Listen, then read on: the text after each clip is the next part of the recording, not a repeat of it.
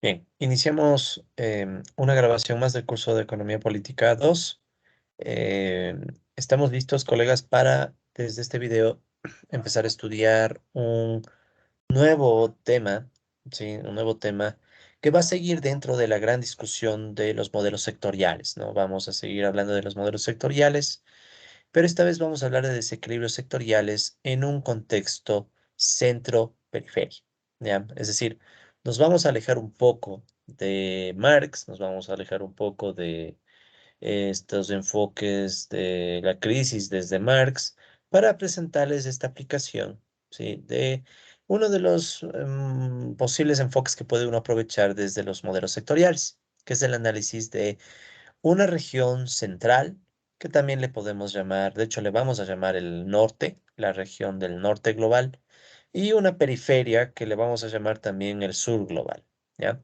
Entonces vamos a ver un modelo, ¿sí? En donde el norte puede pensarse como un sector y el sur puede pensarse como otro sector. Entonces vamos a ver cómo se pueden dar las interacciones entre estos dos sectores y cómo desde esas interacciones pueden surgir resultados interesantes. ¿Ok? Eso va a ser como un ejemplo de una aplicación de los modelos sectoriales. ¿Sí? Entonces, permítanme primeramente darles un poco de bibliografía y literatura sobre los modelos norte-sur. ¿Ya? Entonces, quiero darles algunos ejemplos, pues obviamente muchos de ustedes quizá quieran profundizar algún día en estos temas y vale la pena que conozcan, ¿no? Que hay algunos trabajos, bueno, hay bastantes trabajos sobre esto, ¿sí? Desde diferentes enfoques, perspectivas, etcétera, pero digamos que el factor común es un análisis sectorial. Sí, es un análisis viendo a la región norte o a los países poderosos o al centro como un sector y a los otros países o a la periferia como un sector adicional, ¿no? Otro sector. Muy bien, entonces vamos a hablar un poco de modelos norte-sur como una aplicación sectorial, ¿no? Entonces, en términos de economía política internacional, sobre todo, ¿sí? En términos de economía política internacional, los modelos sectoriales poseen esta importante aplicación que es es toda la serie de modelos norte-sur. Entonces, ¿cuál es la idea? La idea es pensar que el mundo, de forma súper simplificada, no estamos haciendo una súper simplificación, puede dividirse entre la región de países poderosos, ¿sí? Los países capitalistas más poderosos, que podemos catalogarlos como el norte, ¿ya? Y una región de países, bueno, no le pondríamos, yo no le pondría a Australia, ¿no? Pero estos de aquí, ¿qué les podríamos llamar el sur? ¿Ya? Entonces, es como que cogemos al mundo y le dividimos en dos grandes bloques, en el gran norte y el gran sur, ¿no? El norte global y el sur global. Entonces, los modelos sectoriales, como los que hemos estado estudiando, nos van a ayudar a entender un poco mejor las interacciones entre el norte y el sur y algunos tipos de crisis que pueden surgir, que podríamos decir que son aplicaciones del enfoque sectorial, ¿no? Entonces, como les mencionaba, estos modelos norte-sur son en esencia modelos que usan un enfoque sectorial para estudiar las diferentes estructuras o las diferencias, perdón, estructurales entre centros capitalistas, que se puede conocer como el norte, y la periferia, que le podemos entender como el sur, ¿ya? Entonces, esto es algo que nos va a interesar mucho, las diferencias estructurales. Es decir, cómo el norte, ¿ya? Puede generar muchos problemas al sur. ¿Ya? De hecho, el modelo que vamos a ver más adelante, lo vamos a ver en matemática, va a ser un modelo de deuda externa. Sí, va a ser un modelo bien interesante porque vamos a ver cómo el norte puede afectar a los ciclos del sur a través de la deuda. Sí, que es un problema súper actual para un montón de países, empezando por el propio Ecuador, ¿no? Que es desde donde estamos haciendo estas clases. Pero no solo para Ecuador, sino para un montón de países de la periferia, la deuda externa ha sido un serio problema. Entonces, eso va a ser un ejemplo de las posibles aplicaciones que tienen estos modelos. ¿Ya? Entonces, como les decía, la idea básica es que a cada región la podamos estudiar como si fuera un sector, ¿ya? Y aplicamos una perspectiva bastante cercana al enfoque planteado por Marx y otros. Entonces, recuerden que Marx tenía sus esquemas de reproducción del capital, ¿sí? El esquema de reproducción ampliada, con el sector uno y el sector 2. Entonces, la idea es tomar esas intuiciones sectoriales, pero para entender este tipo de grandes regiones, ¿no? Entonces, ese es un poco la idea, el espíritu de lo que vamos a hacer y vamos a ver en estos videos que vienen. Por ejemplo, sí, por ejemplo, nosotros podríamos aproximar al norte. Esto es apenas un ejemplo, no hay varios tipos de aproximación, pero una es pensar que el norte puede ser el sector uno que produce las máquinas o medios de producción, mientras que el sur podemos imaginarle como el sector 2 que produce medios de consumo. ¿Sí? Esa es una clasificación. Hay otras. De hecho, la que vamos a ver nosotros es un poquito distinta, pero solo para darles la idea. Entonces, pensemos que el norte podría ser, por ejemplo, el sector uno. Pongamos mejor en rojo. ¿Sí? Todo el norte podría ser el sector uno y el sur podría ser el sector 2. ¿Y cuál es el punto? El punto es entender las interacciones que se dan entre estos dos grandes bloques, ¿no? Entre el sur, perdón, entre el sur y el norte, ¿no? Eh, entonces, hay un montón de formas de interpretar estos modelos. No necesariamente la que les digo aquí es la única, como mencionaba, hay unas cuantas alternativas. Se podría pensar que en el norte hay dos sectores y en el sur también hay dos sectores y cosas diferentes. Y de hecho, por si ustedes quieren, sienten interés en profundizar un poco en estos temas de los diferentes tipos de modelos norte-sur, una buena alternativa para empezar a entender estos temas es el capítulo 8 del libro de Amitabh Bhatt. Entonces verán, aquí yo les dejo el enlace al capítulo 8 de este libro. Sí, como siempre, recuerden que las lecturas de nuestro curso son totalmente opcionales. Sí, y como están en inglés, con más razón, ¿no? Porque muchos tal vez no manejen inglés muy a fondo.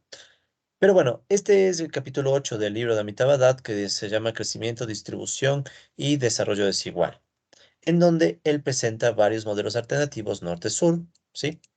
Modelos de comercio norte-sur.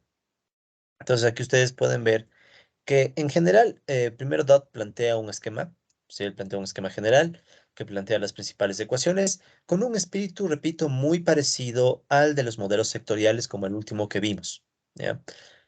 Y luego, bueno, vienen las ecuaciones y ya saben lo de siempre, ¿no? Entonces, DAT tiene el capítulo 8 de DAT es bien interesante porque él presenta diferentes alternativas de cómo completar el modelo. Entonces, él tiene algunos enfoques, por ejemplo, de un norte neoclásico, un sur neomarxista, tiene otra alternativa como un norte neomarxista y un sur neomarxista, otra que él llama un norte neokeynesiano y un sur neomarxista.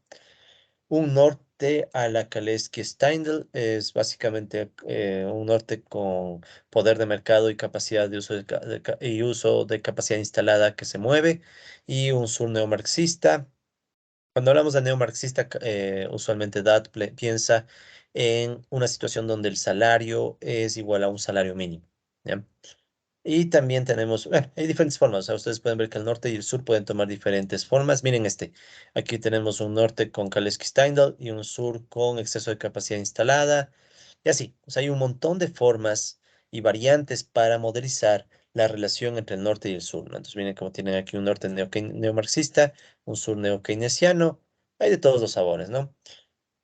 Y luego DAT también plantea algunos problemas bien interesantes. Por ejemplo, él habla aquí de un modelo con movimiento de capitales o flujo de capitales. Entonces él tiene un ejemplo de un modelo, si quieren ponerle un nombre un poco más actual, sería un flujo con inversión extranjera directa o con inversión extranjera, en definitiva, inversión extranjera. Entonces ahí también eso. Y bueno, después tiene sus conclusiones, ¿no? Entonces ese capítulo de DOT les recomiendo mucho por si quieren entender un poquito más diferentes versiones e interpretaciones para el norte y el sur, ¿sí? Entonces ahí hay diferentes interpretaciones para el norte y el sur. Eh, algunos ejemplos, ¿sí? De estos modelos, ¿sí? Han servido para estudiar cuestiones súper relevantes de las diferencias entre los centros capitalistas y la periferia, lo que algunos podríamos llamar como el desarrollo desigual dentro del capitalismo, ¿ya? O sea, estos modelos pueden ayudar a entender por qué los países del centro, por qué Estados Unidos, por qué varios países de Europa Occidental, etcétera, son países bastante, si se quiere, bastante fuertes económicamente hablando, y en cambio la periferia, ¿por qué sufre de tantos problemas y debilidades, ¿no? ¿Ya? Entonces, para eso ha servido este tipo de modelos.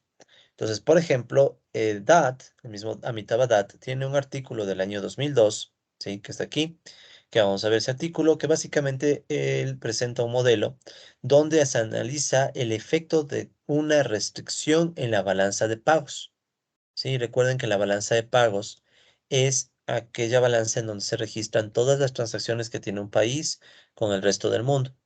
Entonces, esta balanza de pagos puede influenciar a que un país presente un desarrollo desigual, ¿sí? Entre, bueno, y no solo en el país, sino que a la vez entre regiones, ¿no? Entre el norte y el sur. Y a su vez, DAT vincula este tema con otro tema que es el deterioro de los términos de intercambio. ¿Cuál es la idea básica del deterioro de los términos de intercambio? Esto probablemente lo habrán visto en otros cursos de teorías del desarrollo, etcétera. Entonces no me voy a detener mucho ahí, solo la idea básica. Pensemos que tenemos P1, que digamos que son los precios del norte, ya los precios del norte,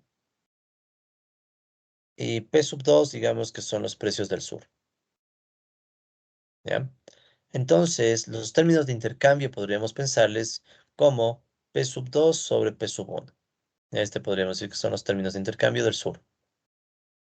Sí, los términos de intercambio del sur, asumiendo que el tipo de cambio, sí, asumimos que el tipo de cambio es igual a uno. Ya, para no tener problemas de que hay que transformarle por el tipo de cambio, vamos a asumir que el tipo de cambio es uno, solo para ejemplificar. Entonces, esto se puede pensar como un indicador de términos de intercambio. Los precios del sur, ¿sí? Los productos que exporta el sur versus los precios que produce y exporta el norte. Entonces, hay una tesis planteada por Previch y también por Singer de que hay cierta tendencia a que los precios del sur crezcan menos que los precios del norte o incluso caigan, etcétera. Entonces los términos de intercambio tienden a caer, a deteriorarse. ¿Ya? ¿De acuerdo? ¿Por qué pasa eso? Básicamente, sin complicar mucho, no quiero entrar mucho en esta discusión a detalle, ¿no? Pero básicamente podemos pensar que los precios del norte, de los productos del norte, tienen una elasticidad precio de la demanda mucho más rígida, o sea, una elasticidad de ingreso de la demanda más rígida. O sea, ¿qué significa?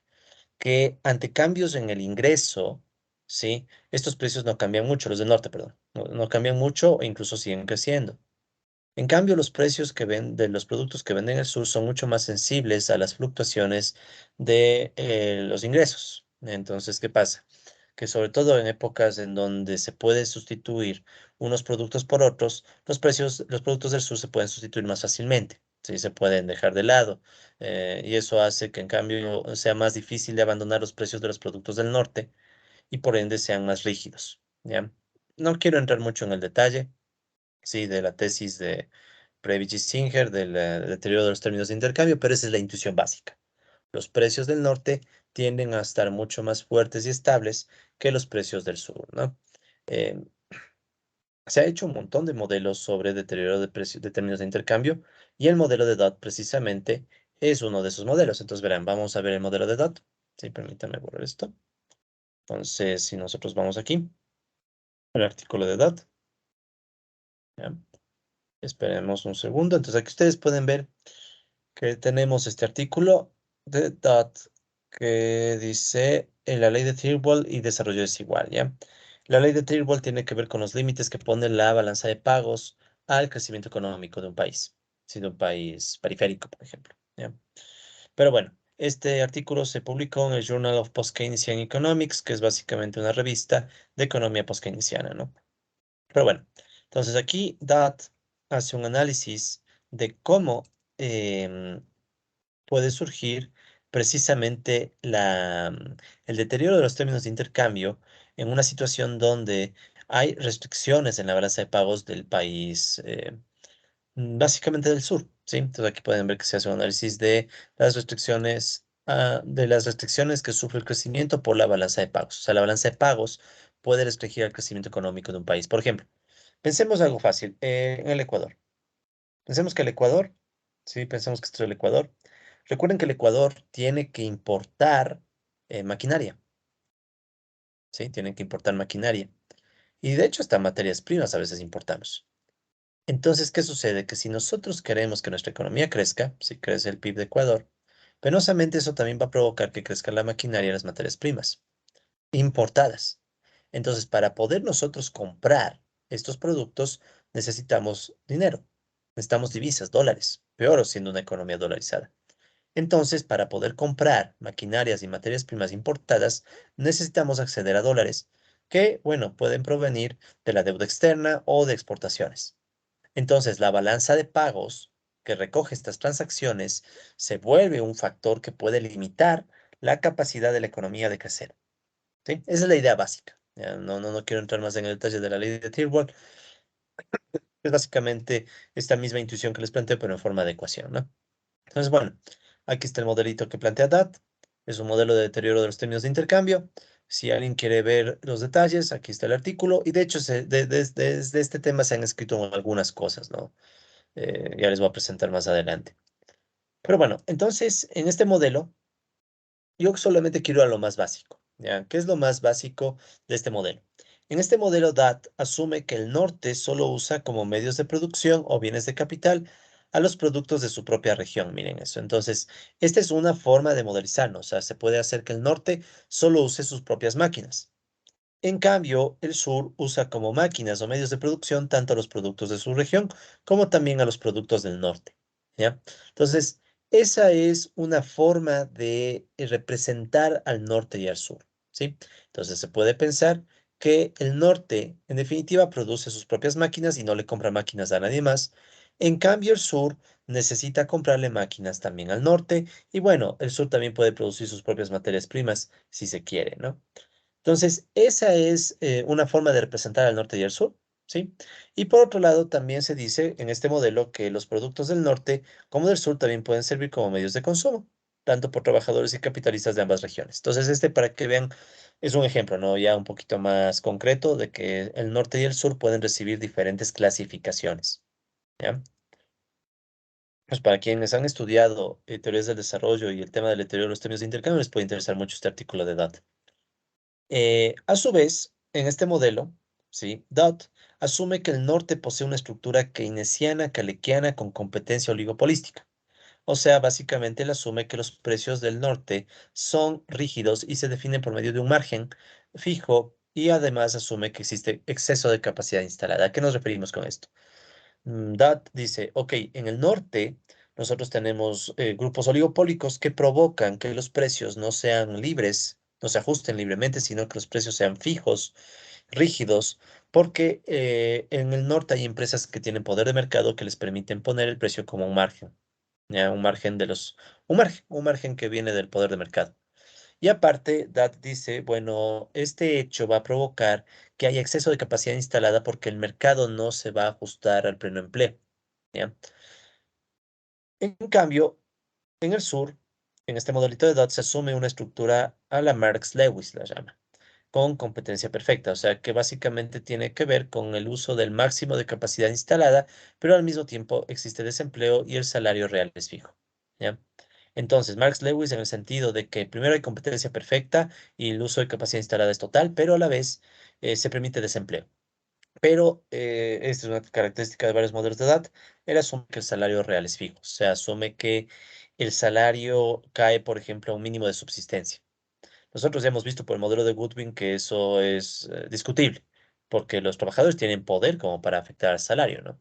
Pero DAT no mete eso aquí en este artículo. Entonces, así mientras que en el norte se ajusta la capacidad instalada, en cambio en el sur se pueden ajustar los precios. Entonces, si ven, ¿no? Este es un ejemplo de cómo uno le puede dar diferentes características al norte y al sur. Entonces, el sur ajusta sus precios y asume que hay total uso de capacidad instalada. En cambio, en el norte lo que se hace es ajustar la capacidad instalada y los precios se quedan fijos, ¿ya? Entonces, esta es una forma de representar esta idea, ¿no? De la relación asimétrica entre el norte y el sur. Entonces, como resultado de este modelito al final que dice DAT, entonces aquí ustedes pueden ver lo que dice, ¿no? Esta es mi traducción por si acaso. Entonces dice, si la elasticidad ingreso de la demanda de las importaciones para el sur es mayor que aquellas para el norte, ¿sí? Entonces, si quieren, llamémosle a E, la elasticidad ingreso de la demanda de las importaciones para el sur S, es mayor a la elasticidad para aquellas de las del norte, entonces dice la economía mundial tenderá a un equilibrio en el cual el sur crecerá menos rápido que el norte. de modo que la brecha entre el norte y el sur crecerá indefinidamente. ¿Ya? Entonces, miren esta idea. Dice Haddad, si se cumple esta condición de que la elasticidad de ingreso de la demanda de las importaciones del sur es más alta que la elasticidad de ingreso de la demanda de las importaciones del norte, entonces, en definitiva, la brecha entre el norte y el sur crecerá indefinidamente, pero ese será el equilibrio, ¿ya? Ese será el equilibrio. Entonces, ahí viene un tema. O sea, estamos diciendo que si es que las importaciones que hace el sur son más sensibles al ingreso que las importaciones que hace el norte, entonces, en definitiva, va a haber un equilibrio en donde el norte va a crecer cada vez más y más rápido y el sur más lento. ¿Sí? Entonces, es una forma de representar al mismo tiempo la diferencia estructural entre el norte y el sur y también un equilibrio con desarrollo desigual, ¿no? ¿Sí? Ahora, esto que les estoy contando no es más que lo más básico de este artículo. Este artículo tiene un montón de cosas, ya se han de imaginar, como siempre. Y además ha motivado algunas reflexiones más avanzadas, ¿no? Entonces aquí les dejo algunas referencias. Por ejemplo, Rasmi, de este todavía no tengo el artículo, pero por ejemplo tenemos este de Blecker. Entonces hay varios artículos que han tomado el modelo de edad, ¿sí? Este norte-sur, y han hecho avances, ¿sí? O han hecho cambios, etcétera. Entonces aquí pueden ver que está esto, ¿no? Dice el debate sobre la ley de Tyrwell, el crecimiento restringido en balanza de pagos, reconsiderado. ¿Ya? Entonces este artículo lo pueden ver. También tienen, este es mucho más reciente, de Spinola, del 2020. ¿Ya? Entonces, estas son aplicaciones del modelo norte-sur, ¿no? Vean, justo este también publicó en la misma revista que publiqué yo hace unos días. Pero bueno, aquí ustedes pueden ver igualmente un modelo norte-sur. De hecho, Spinola toma bastante del modelo de DAT. ¿Sí? Entonces, aquí ustedes pueden ver que ahí está también DAT citado. ¿Ya? Y aquí también se trabaja con un modelo norte-sur. ¿Sí? Y como pueden ver, miren, este modelo incluso genera ciclos. Ya pueden ver por ahí ciclos. Y esto no debe ser nada llamativo ni problemático. Miren aquí los términos de intercambio, cómo se presentan como unos ciclos que van decreciendo, ¿no? Entonces, esto es bien interesante, ¿no? En este tipo de modelitos. Sí, entonces aquí está. Y si quieren otro todavía más actual, hay otro trabajo de Sasaki del 2021, igualmente en donde tenemos modelos norte-sur, donde de nuevo aparece la discusión de el desarrollo desigual, la ley de Tyrwell, que recuerden, la ley de Tyrwell en esencia tiene que ver con esta restricción que le pone la balanza de pagos a el crecimiento económico. O sea, el crecimiento económico en ciertos países no es libre, sino que depende de cómo avance la balanza de pagos, porque toca traer maquinaria importada y toca exportar para tener los dólares para poder comprar la maquinaria. ¿Sí? Y bueno, aquí también se mete distribución del ingreso, ¿no? Este trabajo, si no me equivoco, también creo que toma algunas referencias de DAT, ¿sí? Miren, aquí está explicada incluso la ecuación de la ley de Tyrwell, ¿no? Cosa que no quiero detenerme a explicar ahorita, pero ustedes la pueden revisar luego, ¿no? Entonces ahí están estos modelitos. Este también creo que generaba, bueno, este genera un equilibrio estable. Ustedes, miren, con todo lo que hemos visto, al menos ya tienen la idea de que este es un equilibrio estable por las flechitas, ¿no? No sabemos muy bien de qué, habría que leer más a fondo el artículo, ¿sí? Pero en definitiva, este artículo, como les digo, está vinculado, ¿no? Igualmente es un modelo norte-sur, miren cómo aquí incluso aparece el equilibrio a largo plazo, cosas que más o menos ya hemos visto, miren, este esquema es bien parecido a uno que ya vimos antes, ¿no? Aquí está la variable, aquí está su derivada, y sabemos que este es un equilibrio estable cuando hay un punto de corte con pendiente negativa, ¿sí? Entonces, algunos elementos ya tenemos, ¿no? Para interpretar estas cosas. Pero bueno. El caso es que este es apenas un ejemplo del uso que se puede dar a los modelos norte-sur. Entonces, es el uso a través de la explicación del desarrollo desigual entre regiones, especialmente por el deterioro de los términos de intercambio, o sea, el hecho de que los precios de los productos del sur se van deteriorando más rápido que los precios de los productos del norte. ¿Ok? Ahora, hay otro ejemplo de otro grupo de modelos, que de hecho es el que vamos a estudiar nosotros, que este ha sido menos estudiado. Ya, este ha sido menos estudiado. Los otros, digamos que como ven, hay algunos artículos, ¿no? Hay algunos artículos, incluso bastante recientes, como este de Sasaki del 2021. Pero hay otra aplicación que me parece también súper interesante y es el de la deuda externa. ¿Ya? El de la deuda externa me parece súper interesante porque este es un problema que está en todos los países, o bueno, no en todos, pero en muchos países del sur global o de la periferia. Estamos endeudados. Sí, de hecho, muchas veces uno se pregunta, bueno, ¿y por qué estamos arrastrando deuda tras deuda tras deuda, ¿no? Entonces, esa es otra aplicación que se puede hacer con los modelos norte-sur. Sí, o sea, un tema concreto y llamativo que puede estudiarse con estos modelitos sectoriales norte-sur es la dinámica de la deuda externa de los países del sur o países periféricos. ¿Ya? Entonces, en estos modelos, aquí se puede hacer una discusión bien interesante sobre el poder estructural que, por ejemplo, tiene el norte y sus instituciones financieras para manejar la tasa de interés. ¿Ya? Entonces, esto es bien interesante. Resulta ser que en el momento que se negocia la deuda externa entre el norte y el sur, aparece como una variable clave la tasa de interés como para decir, bueno, a los países del sur, si les subimos las tasas de interés, les presionamos a que paguen más su deuda externa, ¿no? De hecho, justo ahora que estamos agosto del 2022, han habido ya algunos incrementos de la tasa de interés por parte de la Reserva Federal de Estados Unidos tratando de enfrentar la tendencia a la inflación que está viviendo la economía norteamericana. Entonces, ese aumento de la tasa de interés en Estados Unidos que busca, en cierta manera, reducir la demanda y con eso tratar de bajar la inflación, tiene algunos impactos importantes en países de la periferia, como por ejemplo que se aumente la tasa de interés para adquirir deuda externa, o sea, se vuelve más caro adquirir deuda. Entonces, esa es una cosa bien interesante porque ahí viene la pregunta. ¿Quién define la tasa de interés? ¿Con qué poder y lógica se define? ¿Sí? Entonces ahí viene una relación de poder norte-sur. ¿Sí? Una bien interesante relación de poder norte-sur a través de la tasa de interés. Y bueno, ahí pueden ver citado un artículo del cual ya hablaremos más adelante. Entonces, hay algunos modelos norte-sur de deuda externa. ¿Sí? Algunos trabajos que, por ejemplo, lo pueden ver aquí. Por ejemplo, aquí está un trabajo de Darity. ¿Ya? Entonces aquí está un trabajo de Darity, que es un modelo sectorial justamente de comercio. Miren, deuda, finanzas, producción y comercio en un modelo norte-sur, ¿sí?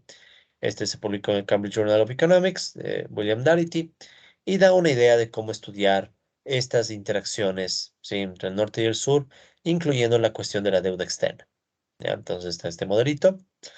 También hay un modelito de Moutos y Bines del 89. Como pueden ver, son trabajos un poquito viejitos, ¿no? Entonces aquí está este artículo de Moutos y Bines. Este se publicó, si no me equivoco, en el American Economic Review. Sí, de American Economic Review. ¿Ya? Entonces aquí está este articulito.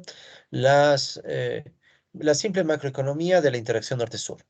¿Sí? Entonces aquí ustedes pueden ver que hay un pequeño modelito. Es bien cortito este artículo. ¿Sí? Pero que igual sirve para entender las interacciones norte-sur. ¿Ya? Entonces, y el contexto de también la deuda. O sea, aquí también se mete la discusión de la deuda externa. Otro artículo es el Rob Boss. Ups. Sí, Voss también fue, bueno, me dio un curso rápido así en el doctorado y hace un tiempo. Él tiene un artículo también en donde analiza el tema de la deuda externa y flujos de capitales, ¿sí? En un modelo norte-sur. Entonces, miren, este está publicado en el Economic Journal y aquí dicen, sí, flujos de ayuda y transferencias y el problema de transferencias internacional en un modelo norte-sur estructuralista, ¿ya? Entonces, aquí ustedes pueden ver que también hay este modelito. Entonces, como pueden ver, estos modelos norte-sur hay en cantidad, ¿no? O sea, hay algunos cuantos trabajos de modelos norte-sur, pero ya un poco más aplicados, ¿no? A problemas de desigualdad de las regiones, deuda externa, como les estoy mencionando. Y miren aquí, aquí está el resumen de los modelos, miren.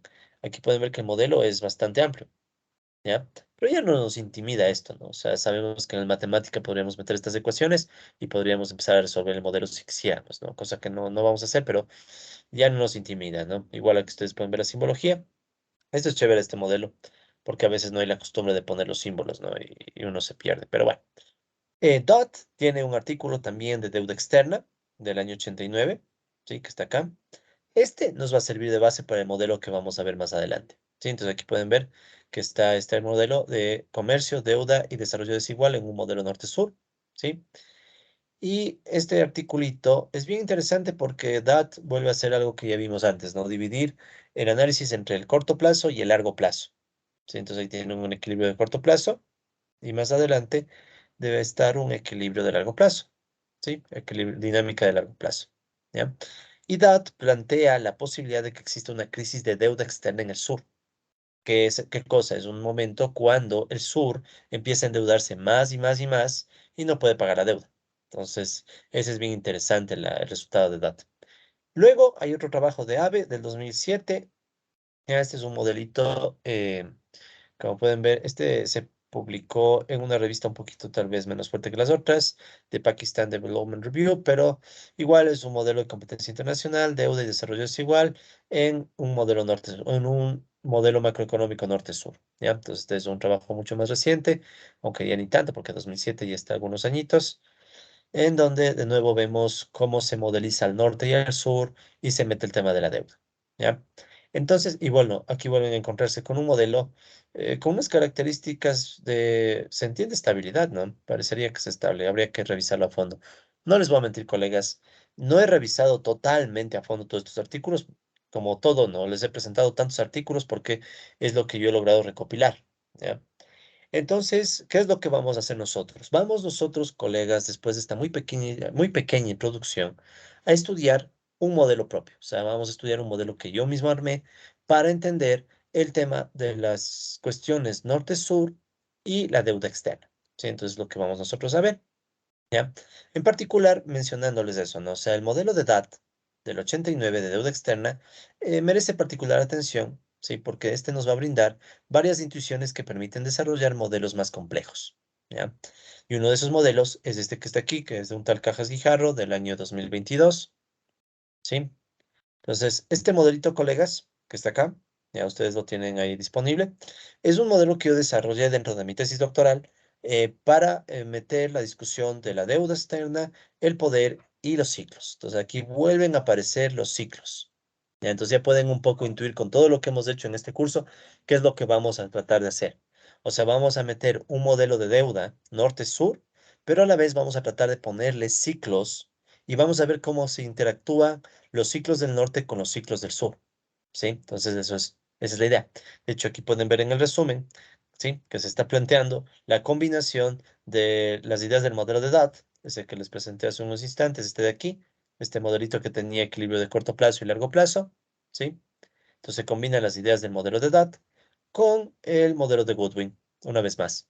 Sí, entonces el modelo de Goodwin es el modelo que nos acompaña durante todo el curso, ¿no? Entonces aquí no va a ser diferente. Vamos a tratar de combinar el modelo de Goodwin, pero ahora en un contexto norte-sur y con deuda, ¿sí? Un modelo norte-sur y con deuda y con restricción de balanza de pagos, ¿ya? Entonces, ¿para qué hago esto, colegas? ¿Por qué meto este tema aquí? Primero, porque es una aplicación de los sectores. Y segundo, porque nos va a dar nuevas perspectivas del modelo de Goodwin, para que no creamos que el modelo de Goodwin queda restringido a una lectura muy marxista, tal vez, porque hasta ahora hemos hecho lecturas súper marxistas de Goodwin, pero resulta que ahora vamos a ver una lectura de Goodwin un poquito más aplicada, ¿no? O sea, un problema más concreto, ¿ya? De hecho, ¿por qué vamos a usar el modelo de DOT también? O sea, vamos a utilizar el modelo de DOT porque DOT como que puede explicar un poco el tema de la crisis de deuda, ¿sí? Por dar algunos pequeños detalles, DOT en su modelo planteó un norte donde esta región posee una regla de fijación de precios galequiana, o sea, básicamente asume que hay poder de mercado y los precios se ponen de forma fija. Y también el norte produce tanto bienes de capital como de consumo, pero con exceso de capacidad instalada. Y a su vez se dice que la acumulación de capital depende de una función de inversión en el norte. En cambio, en el sur, DOT asume que se produce solo bienes de consumo, su actividad económica siempre emplea la máxima capacidad instalada y posee una tasa de inversión exógena. Ya. Entonces, esta misma estructura, o no exactamente esta, pero parecida, la vamos a usar en el modelo que yo les voy a presentar. ¿Ya? Y como les digo, lo interesante del modelo de DAT que me motiva a juntarlo con el modelo de Goodwin es esto, ¿no? O sea, es que DAT toma en cuenta que para que los capitalistas del sur puedan expandir su capital, requieren acceder a préstamos, ¿sí? A préstamos, que son concedidos por los capitalistas del norte. Y estos capitalistas del norte pueden tener el poder para controlar o definir exógenamente la tasa de interés. Entonces eso es bien interesante. O sea, la tasa de interés de la deuda externa puede ser una variable que modifica la dinámica del sur, le afecta al sur. Sí, o sea, si ustedes suben la tasa de interés, ¿qué pasa? O sea, algo va a pasar, ¿no? Si es que suben la tasa de interés con los países del sur.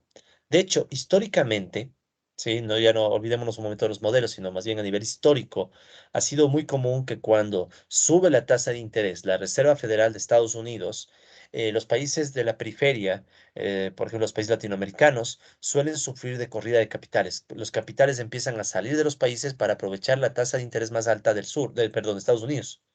¿Sí? Entonces los países empiezan a sufrir salida de capitales, aparte de eso el dólar se puede apreciar y además también sufren aumento del costo de la deuda externa, ¿sí? De hecho, alguna vez que subió la Reserva Federal su tasa de interés de forma muy alta, México terminó con un problema de deuda, ¿sí? Allá por los años 90. Entonces, ¿qué significa esto? Significa que la tasa de interés es una variable clave. Entonces, lo que vamos a hacer es ahora meter esta tasa de interés para ver cómo le afecta a los ciclos, ¿sí? Entonces, de hecho, miren esto. En este modelito de DAT, ¿ya? ¿Qué es lo que él hace, no? DAT identifica un equilibrio estable a corto plazo, como les mencionaba, ¿no? Hay un equilibrio estable a corto plazo, en donde él dice que hay estabilidad en la capacidad instalada del norte y los términos de intercambio de intercambio. En cambio, a largo plazo, DAT dice que encuentra un equilibrio estable cuando la tasa de interés es baja. Entonces, miren esto es muy interesante, ¿no? Cuando la tasa de interés es baja, hay un equilibrio estable y resulta que en cambio puede haber un equilibrio inestable con una creciente deuda externa del sur e incluso una crisis de deuda cuando la tasa de interés supera un determinado umbral, ¿ya? Por esto es que también nos interesa el modelo de edad, porque este resultado es muy interesante. O sea, si ustedes como capitalistas del norte suben la tasa de interés demasiado, ¿sí? La tasa de interés, eso puede provocar que en el sur surja una crisis de deuda, ¿sí? Una crisis de deuda en el sur. ¿Ya? Esta es una crisis mucho más concreta que las anteriores. Las anteriores han sido crisis más teóricas, ¿no? Crisis cíclicas, estructurales, crisis por desequilibrio sectorial, crisis por sobreproducción. Esta, en cambio, es una crisis más concreta porque estamos diciendo algo muy básico. Si sube la tasa de interés demasiado, la deuda externa del sur puede crecer sin límite, ¿sí? Surge un equilibrio inestable y eso incluso puede llevar a que el sur sufra una crisis de deuda y no pueda pagar. O sea, en algún punto el sur tendría que declararse en default. Recuerden qué significa eso. O sea, cuando un país se declara en default, significa que no puede pagar su deuda.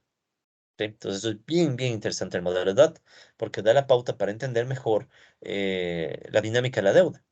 Pero, ¿cuál es la desventaja, a mi parecer? O no desventaja, sino digamos que DAT lo que no toma en cuenta en su modelo es que dentro del sur y dentro del norte hay clases sociales que están luchando.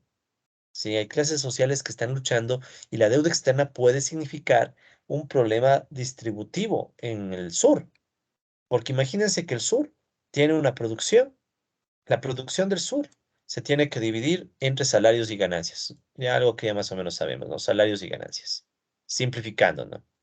Pero resulta ser que ahora también va a aparecer un factor que es la deuda. Entonces aquí también vamos a tener un factor adicional que es la deuda. Entonces la deuda va a generar problemas porque entonces los capitalistas, si son ellos los que van a pagar la deuda, después van a tener que cargarse con los trabajadores. Piensen en los países del sur. En los países del sur donde hay deuda externa, muchas veces el pago de la deuda externa se carga con los sectores sociales más débiles, ¿sí? No necesariamente de forma directa, pero también de forma indirecta, ¿no? Se quitan subsidios, se puede aumentar los costos de servicios básicos, se hace toda una serie de problemas por la deuda externa, ¿no? Eso lo conocemos de sobra en los países latinoamericanos. Entonces, eso me parece súper interesante, ¿no? De hecho, miren lo que dice Dad en sus propias palabras, o bueno, casi en sus palabras, porque aquí es una traducción mía. Él dice lo siguiente, me dice, suponiendo que la economía mundial esté inicialmente en un equilibrio estable de largo plazo. Ya, la economía está en equilibrio. Debido a cambios en, digamos, la política monetaria del norte, por ejemplo, la Fed, la Reserva Federal de Estados Unidos, decide subir la tasa de interés. Ya, estén atentos a las noticias porque ya mismo viene otra alza de tasas de interés. Entonces la Fed dice, subimos tasa de interés. Ya, esto es algo enteramente por temas de inflación del norte. O sea, Estados Unidos tiene un problema de inflación ahorita y por tanto la Reserva Federal quiere subir la tasa de interés para bajar la inversión y bajar la demanda y con eso tratar de detener la inflación. Entonces, es un problema meramente del norte, o sea, la política monetaria del norte. O también puede ser por la confianza de los banqueros, ¿no? En todo caso, sube la tasa de interés. Entonces, la economía es empujada a su vez a una situación de deuda explosiva. ¿Sí? Deuda del sur, por si acaso, ¿no? Una situación de deuda explosiva debido a que se viola la condición de estabilidad. Bueno, En definitiva, dice que cuando tal crisis ocurre, si la confianza cae más y la tasa de interés sigue aumentando, la situación se vuelve aún peor y el endeudamiento sureño aumenta a un mayor ritmo porque tiene que pedir prestado más para pagar intereses más altos. O sea, el sur termina tan endeudado que tiene que pedir más deuda solo para terminar pagando los intereses y surge la crisis de deuda. ¿Ya? Entonces yo creo que este modelito de edad es bien interesante porque nos muestra desde un enfoque sectorial la posibilidad de estudiar un problema muy concreto, la deuda externa, cómo la deuda externa afecta al norte y al sur, cómo tenemos aquí una nueva forma de crisis, que en cierta manera sí es un desequilibrio sectorial, ¿no? Pero entre el norte y el sur, sobre todo en el sur. Pero lo que siento que hacía falta en este modelo es meterle el elemento de las clases sociales. O sea, ¿qué pasa en el sur? O sea, ¿qué pasa en el sur cuando cada vez toca pedir prestado más y más dinero? Y a la vez, ¿qué pasa en el norte? Porque tomen en cuenta que mientras el sur está mandando dinero por deudas, o sea, que está pagando la deuda externa, su pago de deuda, en cambio el norte está recibiendo este extra de recursos. Entonces ahí surge la pregunta, ¿cómo será la lucha de clases en el norte si el norte se beneficia también de la deuda externa? ¿Y cómo será la lucha de clases en el sur si el sur es perjudicado por la deuda externa? Entonces, aquí viene una cuestión mucho más marxista, si quieren. La lucha de clases en el sur y en el norte no necesariamente va a ser la misma. Y los ciclos que nacen de la lucha de clases pueden ser diferentes. Y de hecho van a ser diferentes. Vamos a ver un modelo en donde esta deuda hace que en el sur haya unos ciclos diferentes a los del norte. ¿Sí? Eso es bien sugerente porque puede llevar a la conclusión de que, bueno, tal vez los trabajadores del norte viven mejor y los países del norte viven mejor, deteriorando las condiciones del sur. ¿Sí? Es una cosa de desarrollo desigual bien tenaz, pero ya metiendo ciclos, ¿no? Entonces, colegas, eso es lo que vamos a ver. Vamos a estudiar un modelo norte-sur de deuda y distribución, ¿no? Le vamos a llamar modelo NSDD para no estar escribiendo todito esto, pero es eso, ¿no? Es un modelo norte-sur de deuda y distribución, ¿ok? Les pido solamente un segundito y vamos a continuar con la grabación, ¿ya? Disculpe.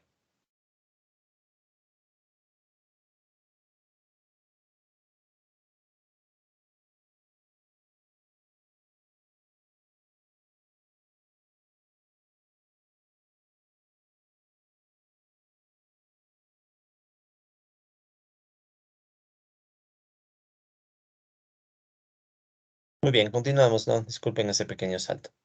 Muy bien, entonces vamos a estudiar este modelito norte-sur de deuda y distribución al menos durante la introducción, y vamos a hablar un poco de los supuestos, ya saben, los supuestos y la simbología del modelo. Muy bien, entonces vamos con una introducción, ¿no? A este modelito, ¿sí? Entonces, bueno, a continuación vamos a estudiar un modelo norte-sur de deuda y distribución, que me he permitido llamarle modelo NSDD, donde vamos a considerar tanto la deuda externa del sur, aquí vamos a coger la idea de edad, el artículo que ya les mencioné, y también vamos a meter los ciclos distributivos que existen en ambas regiones.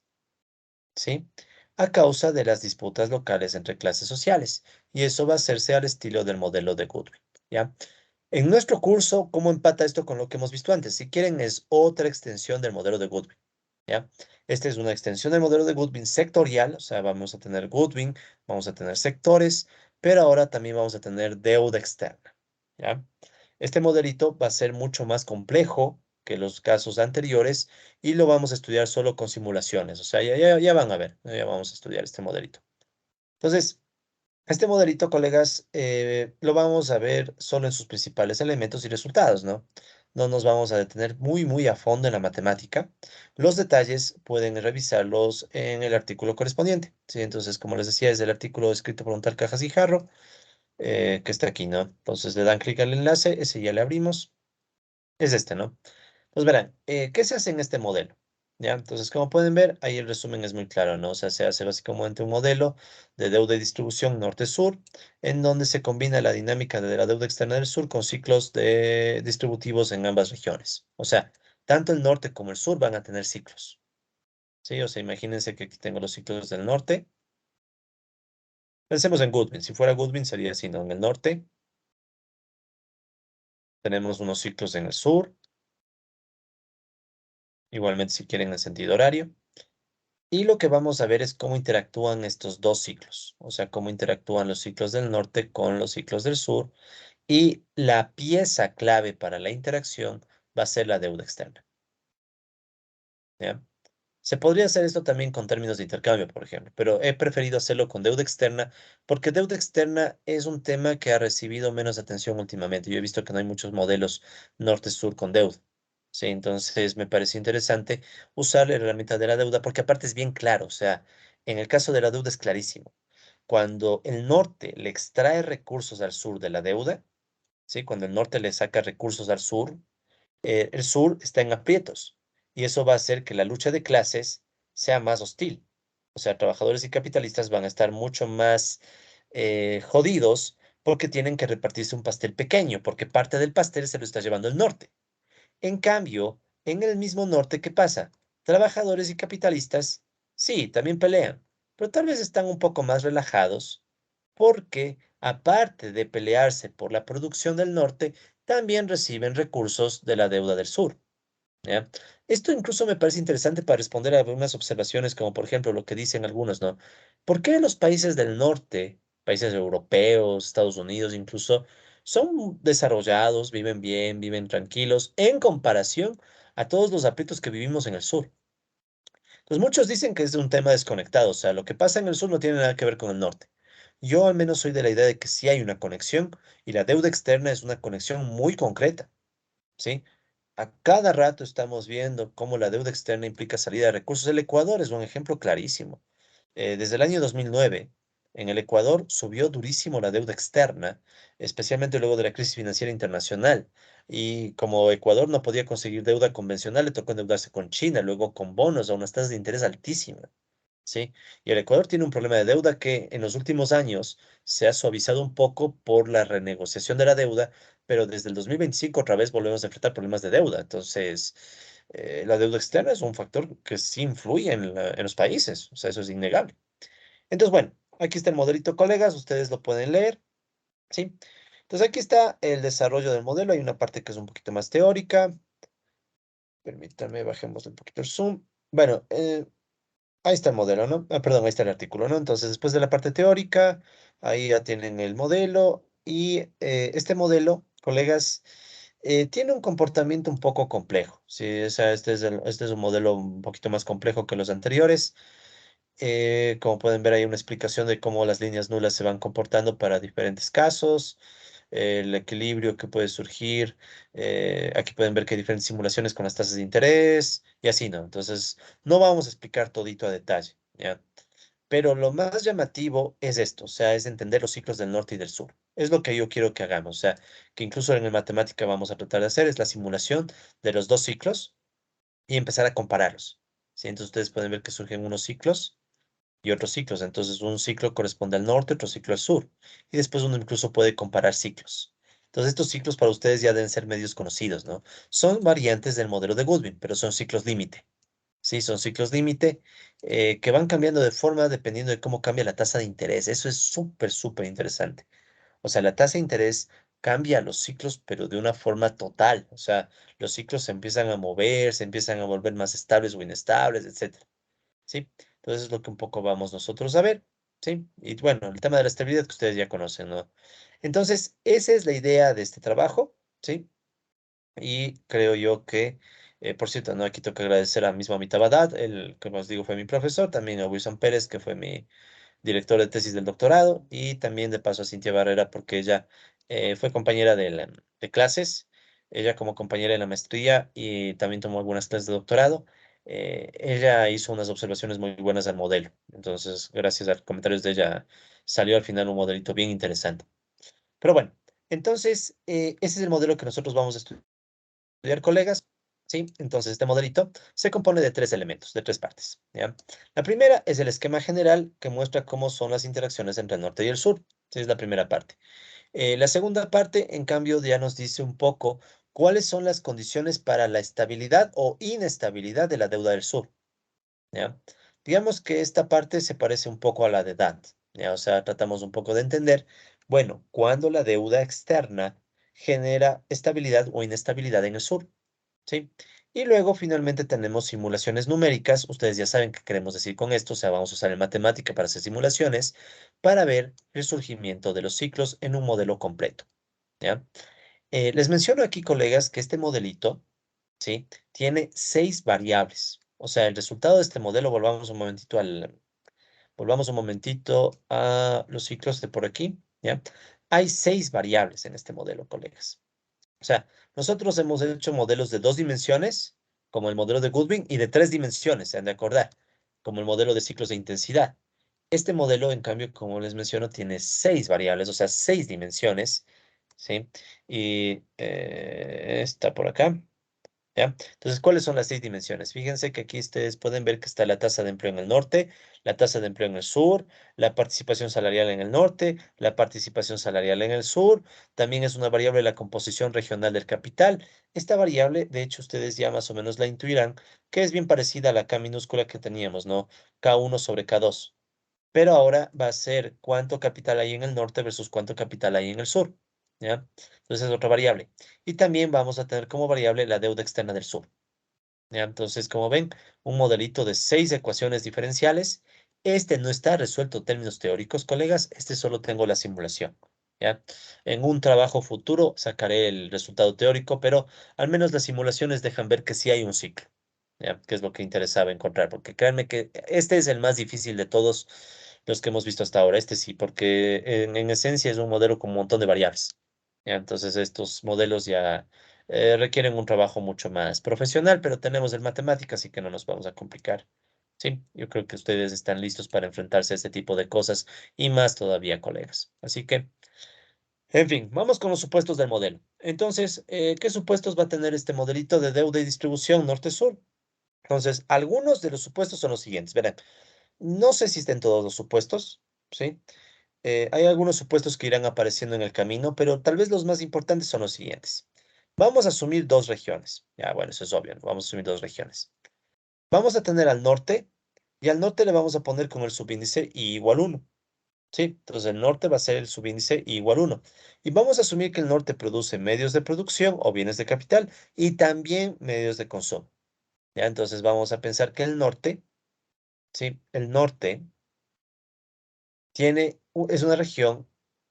Déjenme hacer un poco mejor esto. El norte es una región donde produce máquinas y también produce alimentos, digamos que una manzana, ¿ya?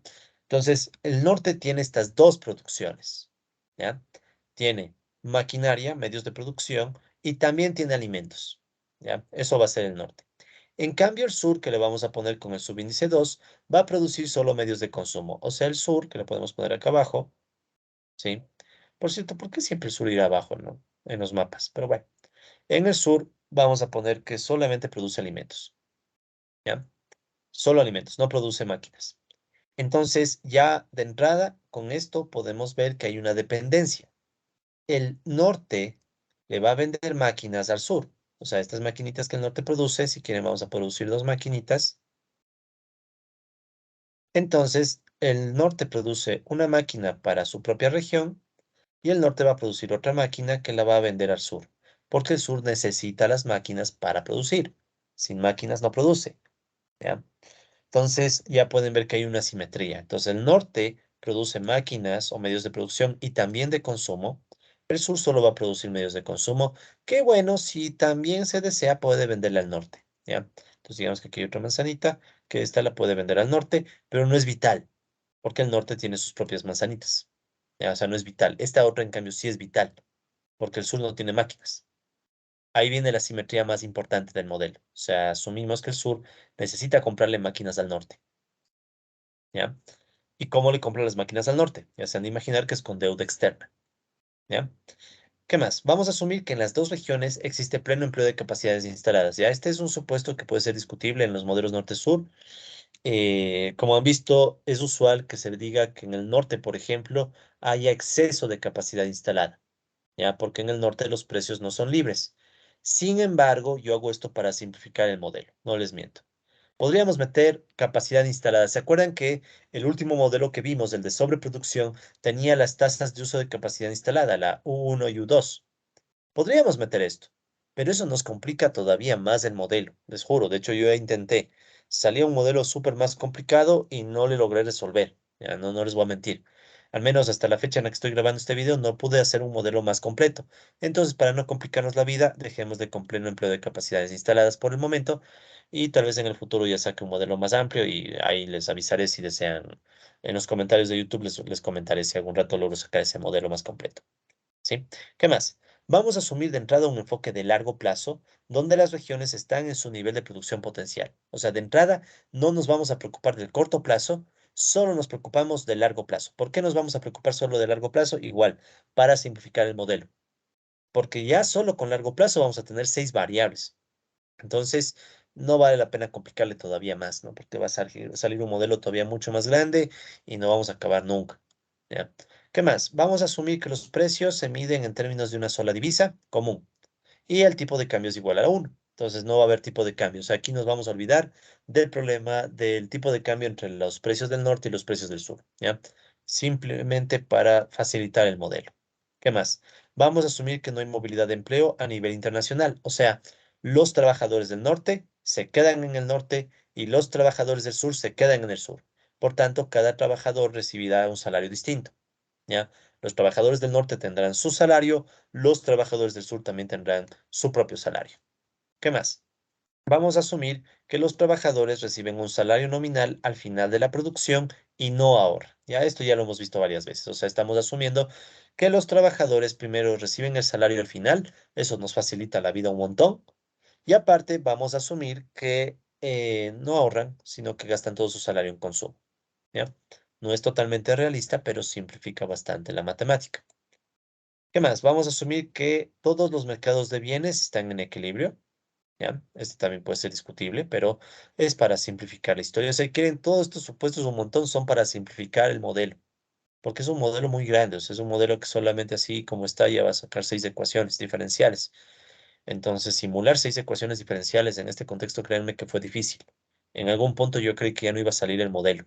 Cuando salió, créanme que fue chévere sentir que salió al fin, porque esta idea está desde hace años ahí. Y todavía está incompleto, ¿no? Todavía se puede mejorar y todo. Pero bueno, ¿qué más? Los capitalistas del sur, vamos a asumir que piden préstamos a los capitalistas del norte para financiar su expansión de capital. Aquí está lo que les decíamos. Asumimos que el sur va a pedirle préstamos al norte para comprar máquinas, ¿sí? Para acumular capital. ¿Ya? ¿Por qué? Porque solamente el norte produce máquinas o medios de producción. Entonces aquí es donde está el chiste del modelo. Ya, o sea, el modelo gana, se genera una simetría en el modelo, aprovechando que podemos asumir, y creo que es un supuesto muy realista, que el norte es el que produce la mayoría de máquinas, la mayoría de tecnología. De hecho, Previch, hace varios años ya, dijo, Raúl Previch, ¿no? Economista argentino, que una de las características de los centros capitalistas es que concentran los beneficios del progreso técnico. Entonces se queda aquí, atrapado el progreso técnico y no se difunde. Entonces el sur tiene que comprar máquinas, pero a través de deuda, ¿ya? Entonces ahí nace la dependencia, la deuda externa. Entonces no es tan simple el tema de que nos endeudamos porque sí, nos endeudamos porque necesitamos tener recursos para poder traer las maquinarias. Ahora, claro, alguien podría decir, pero profe, si tuviéramos precios del petróleo y los precios del petróleo suben, ¿eso no nos daría ingresos? Sí, pero ese ya sería un modelo de términos de intercambio. Entonces eso ya es para ya reflexiones futuras. ¿Ya? ¿Qué más? Vamos a asumir que las clases sociales dividen en proporciones fijas su gasto de consumo entre bienes locales y extranjeros. Vamos a asumir, es decir, que por ejemplo los trabajadores van a decir, bueno, tanto porcentaje de los salarios vamos a comprar alimentos del sur y otro tanto compran alimentos del norte. Entonces vamos a permitir que los trabajadores decidan qué fracción va de sus gastos a producto local y producto extranjero. ¿Ya? ¿Qué más?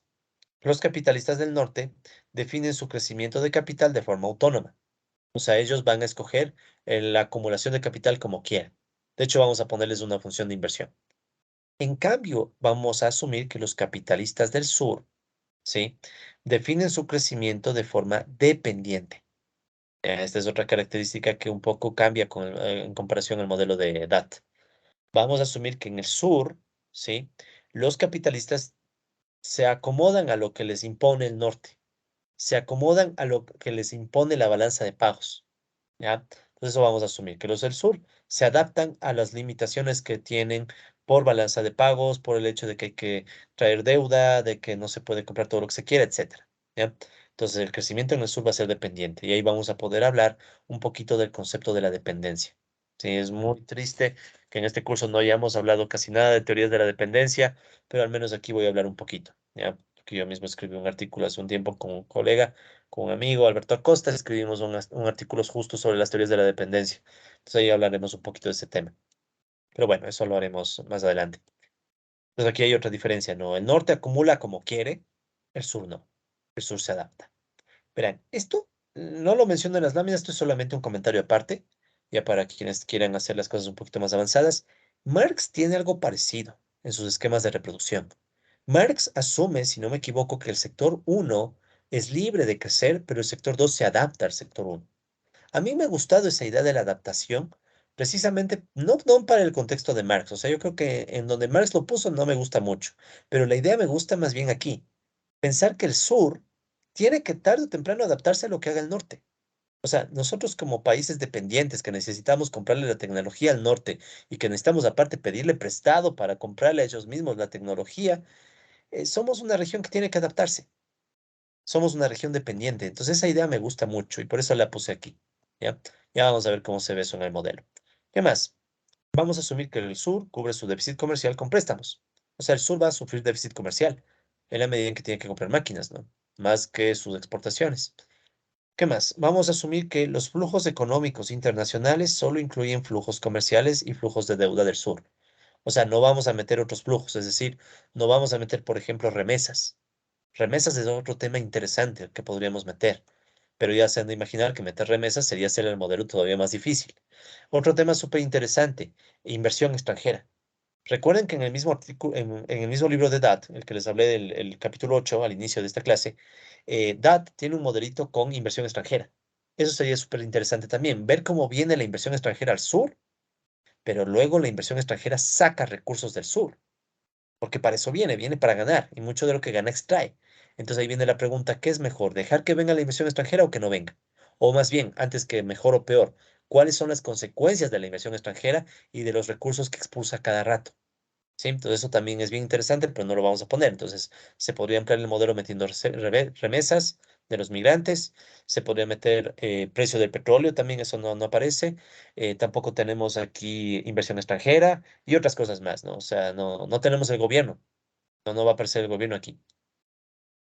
¿Qué más? Eh, Tal vez lo del gobierno deberíamos aclarar, ¿no? O sea, aquí permítanme poner no hay gobierno, ¿sí? O si quieren, o mejor dicho, el gobierno es totalmente manejado por los capitalistas. Oh, no, mejor no hay gobierno. No le compliquemos la vida. No hay gobierno. Sí, es una economía abierta, economías abiertas, pero no hay gobierno, ¿no? Economías abiertas, pero no hay gobierno. O sea, esa es otra cosa que podríamos ponerle en un modelo más completo, ¿no? Meterle algo gobierno. ¿Ya? Entonces uno dice, a ver, si no hay gobierno, ¿quién adquiere la deuda externa? Los capitalistas. Entonces vamos a asumir que son los capitalistas los que adquieren la deuda. ¿Ya? Los trabajadores no, porque pobre trabajador que en su vida va a tener deuda externa en sus manos. Pero vamos a asumir que son los capitalistas. O sea, es deuda externa privada. ¿Ya? Es deuda externa privada, porque no hay gobierno. ¿Ya?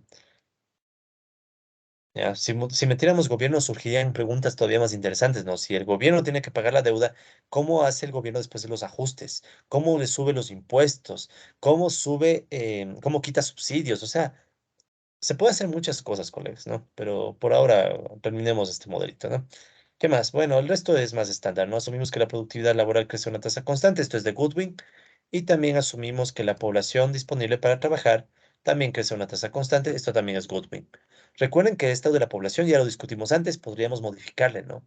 Y la productividad también, pero ya no, ya mucho, ya como van a ver, este modelo se va a hacer medio complejo, entonces no hace falta meterle mucho más. ¿Ok? Listo, entonces esos son los supuestos del modelo y vamos con la simbología. Ya vamos con la simbología, que esta sí es una simbología un poquito grande, así que la voy a explicar súper rápido, ¿no? Y indica el subíndice donde I igual 1 es el norte, I igual 2 es el sur, ¿ya? Q sub I es la producción de la región I, O sea, Q sub 1 sería la producción del norte, Q sub 2 la producción del sur. ¿Ya? Recuerden que el norte, no se olviden, eso ya lo dijimos, el norte produce máquinas y alimentos. ¿Sí?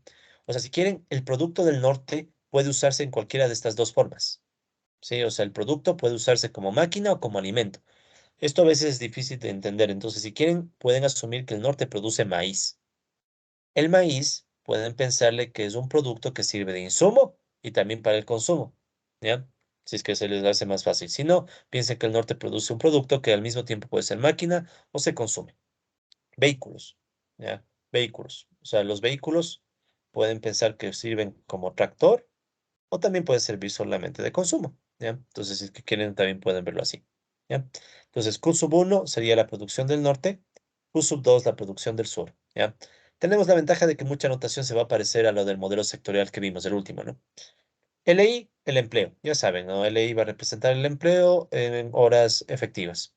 Q sub I minúscula es la productividad laboral, o sea, Q sub I va a ser igual a Q mayúscula sobre LI mayúscula, ¿ya? ¿Qué más? Sigma es la relación capital-producto. O sea, sigma I va a ser capital sobre producción. ¿Ya? Nada del otro mundo, nada nuevo. K mayúscula es el stock de capital. P es el precio del bien producido en la región. Sí, o sea, P sub 1 serían los precios de los productos del norte. P sub 2 el precio de los productos del sur. ¿Ya? WI, aquí hay un pequeño cambio. Miren, W tiene subíndice. Porque ahora resulta ser que tenemos una tasa salarial para cada región. O sea, los trabajadores del norte. Sí, los trabajadores del norte. El norte, que es el 1, igual 1. Tenemos unos trabajadores que van a recibir un salario W1. Y igual 2, ¿sí? Representa el sur y tendremos unos trabajadores que van a recibir un salario 2, ¿ya? Este hecho de que los trabajadores del norte y del sur reciban salarios distintos es interesante porque aquí podríamos ya empezar a discutir el subempleo. Esto es algo que no hemos podido discutir en otros modelos, pero aquí sí. ¿Por qué? Porque podríamos asumir que una forma de subempleo es que a los trabajadores del sector del sur se les pague un salario muy bajo. ¿Sí? Claro, hay diferentes formas de definir el subempleo. A veces el subempleo se lo define por horas, o sea, se dice, bueno, trabaja un número insuficiente de horas, o está subempleando, o sea, tiene capacidades que no se utilizan. Pero en este caso, más bien, podríamos decir que es un subempleo por salario bajo, ¿sí? Este puede ser bien interesante porque de aquí pueden hacer nuevos modelos. O sea, aquí podríamos pensar, ¿por qué en el sur, por qué en los países periféricos, los trabajadores reciben salarios más bajos? ¿Por qué por un mismo esfuerzo? Si piensen que dos trabajadores hacen el mismo esfuerzo, pero en el sur sabemos de sobra que el salario es más bajo que en el norte, por el mismo esfuerzo. Esta misma clase, colegas, si yo en vez de darla en Ecuador, la estaría dando en algún país europeo, en España o no sé en dónde más, seguramente sería el mismo esfuerzo, pero tendría un salario más alto, probablemente. ¿Ya? Bueno, aunque no sé, tendríamos que ver si es cierto, no, habría que medir. Pero esa es la idea. O sea, por el mismo esfuerzo hay diferencia salarial y esa diferencia salarial podría ayudar a entender por qué en el sur hay subempleo por bajo salario. Si es que le definimos así al subempleo, ¿no? Entonces, por eso es que el W tiene una I.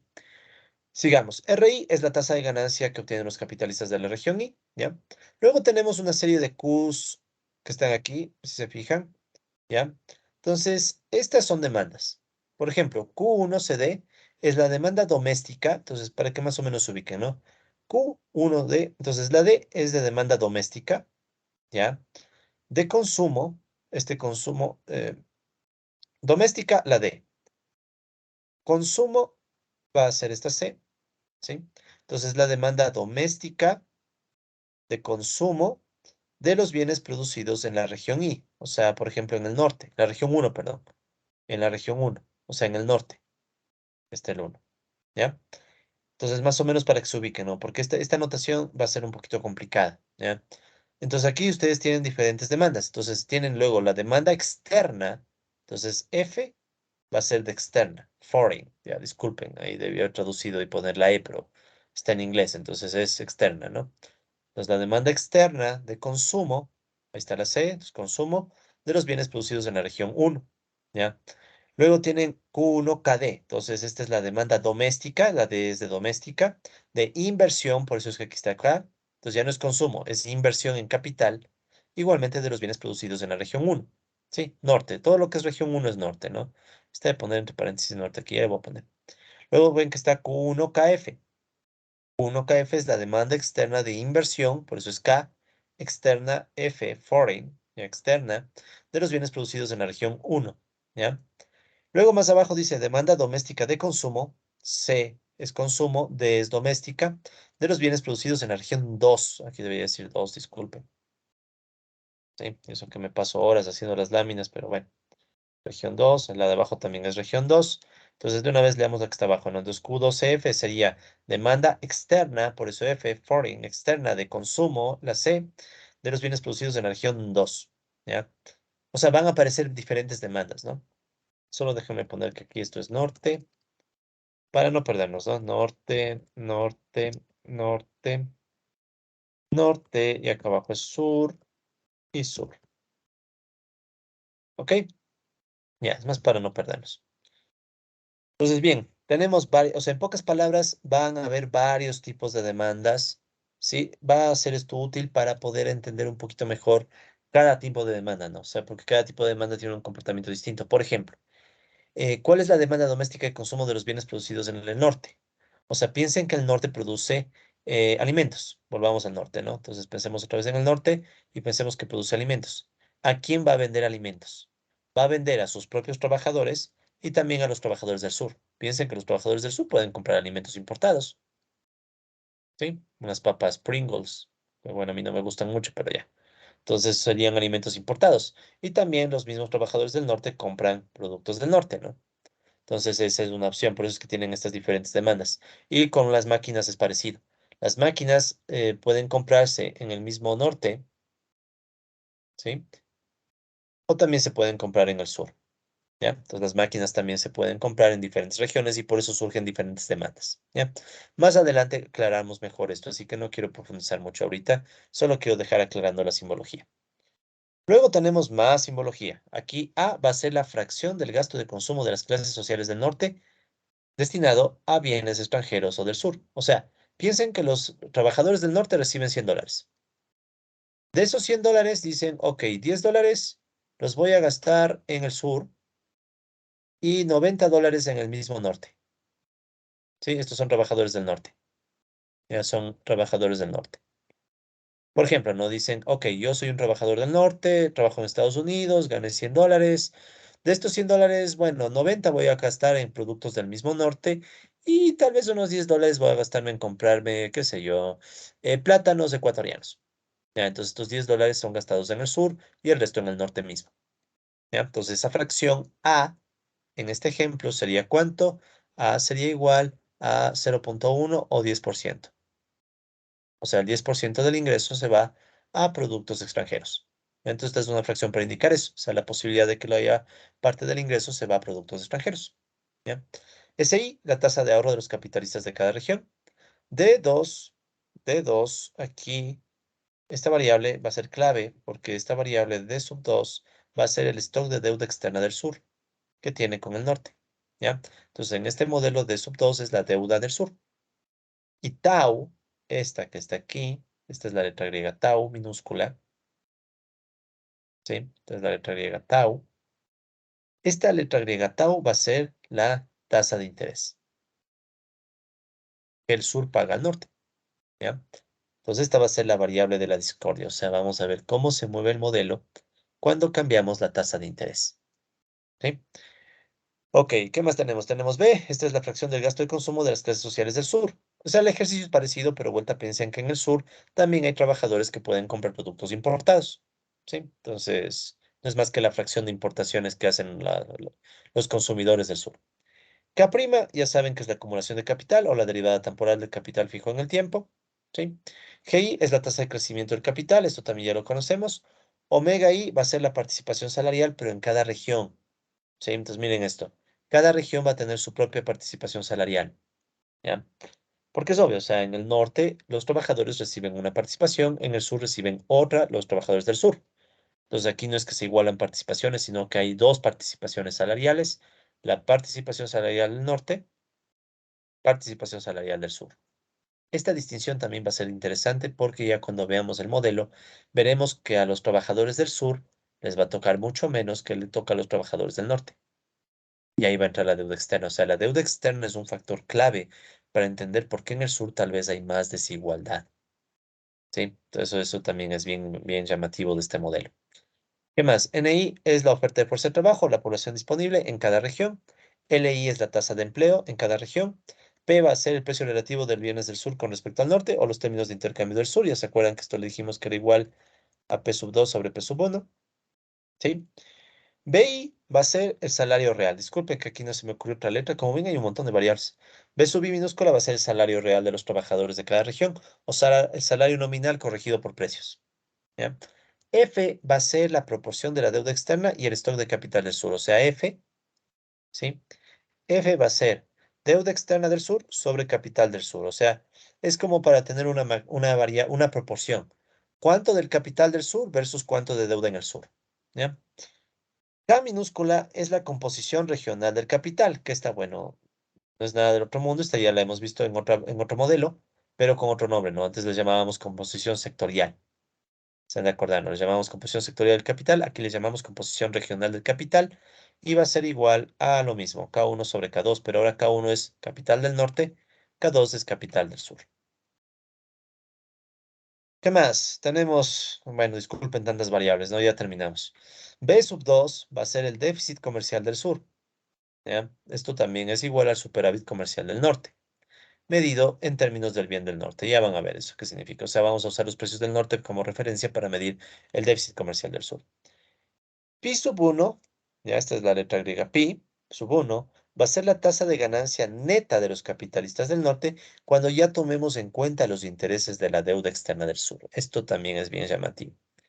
No es lo mismo la tasa de interés que los capitalistas del norte reciben antes de la deuda que después de la deuda. Cuando los del sur paguen su deuda, la tasa de interés, la tasa de ganancia del norte va a subir. O sea, es como que los capitalistas del norte, piensen que estos son los capitalistas del norte, explotan a sus trabajadores del norte. Entonces piensen que son los trabajadores del norte. Pero estos capitalistas también extraen recursos de los capitalistas del sur, ¿sí? A través de la deuda. Entonces los capitalistas del sur entregan recursos a los capitalistas del norte. Y a su vez los capitalistas del norte, del sur también explotan a los trabajadores del sur. ¿Ya? Entonces miren cómo aquí estos capitalistas del sur están generando recursos para que los capitalistas del norte ya no solamente ganen explotando a trabajadores, sino también explotando al sur. ¿Sí? Entonces la tasa de ganancia va a subir. ¿Ya? Ok, ¿qué más tenemos? Tenemos un gamma 0 y gamma 1. Estas van a ser partes de una función de inversión. Gamma 0 dice que es la tasa de crecimiento autónomo del capital del norte, el espíritu animal de los inversionistas del norte. Gamma 1 va a ser el efecto de la rentabilidad. O sea, los capitalistas del norte van a decidir acumular más y hay más rentabilidad. No hay capacidad instalada, entonces no hay un efecto demanda, solo hay efecto rentabilidad. Estos ρ son los elementos de una curva de Phillips. Fíjense que dicen los ρ. Permítanme borro. Rho 0 es la representación del poder de los capitalistas de la región y de empujar el salario real a la baja. Y Rho L es la representación del poder de los trabajadores de empujar el salario real al alza. Entonces, miren, ahora vamos a tener dos curvas de Phillips. Vamos a tener una curva de Phillips en el norte y otra en el sur. Entonces, piensen que en el norte el salario real es B1' sobre B1. B1 le llamamos a salario real. Este es el salario real. Igual a menos Rho 0,1 más Rho L1, L1. Esta sería la curva de Phillips del norte. Y en el sur tendríamos otra curva de Phillips donde estaría el salario real B2' sobre B2 igual a menos Rho 0,2 más Rho L2, L2. ¿Ya? Entonces, esto de aquí, si quieren, es el poder de los capitalistas del norte de bajarle los salarios a los trabajadores del norte. Este sería el poder de los capitalistas del sur de bajar los salarios a los trabajadores del sur. Y a su vez, Rho L1 es el poder de los trabajadores del norte para subir su salario y Rho L2 es el poder de los trabajadores del sur para subir su salario. Entonces, como pueden ver, este es un modelo mucho más realista, ¿no? O sea, en el norte hay una lucha de clases En el sur hay otra lucha de clases.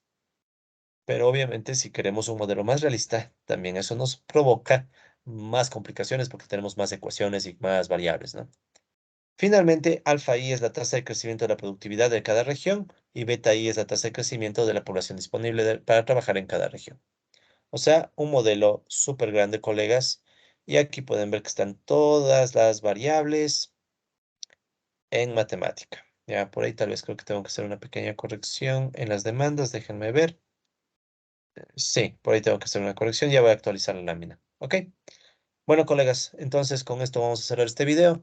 Ya hemos hablado un poco de los modelos norte-sur, les hablé un poco del modelo de Amitabh-Datt, o los modelos, porque fíjense que de Datt vimos dos modelos, ¿no? De Datt vimos un modelo de términos de intercambio y también vimos un modelo de deuda externa. Deuda externa. Ambos modelos norte-sur, ¿no? Modelos norte-sur, ¿ya? O sea, sectores, pero ahora el sector norte es uno y el sector sur es otro, ¿ya? Y después de ver eso, vimos otros ejemplos y también vimos la simbología y los supuestos del modelo que ya vamos a hacer aquí en clase. Entonces, en clase, ¿qué vamos a hacer? Ya vamos a empezar a estudiar las ecuaciones y la resolución del modelo en matemática. ¿Ok? Entonces, eso es lo que nos espera, colegas, en siguientes videos. Así que creo que con esto podemos dar por cerrada la grabación, ¿no? Como siempre, muchas gracias.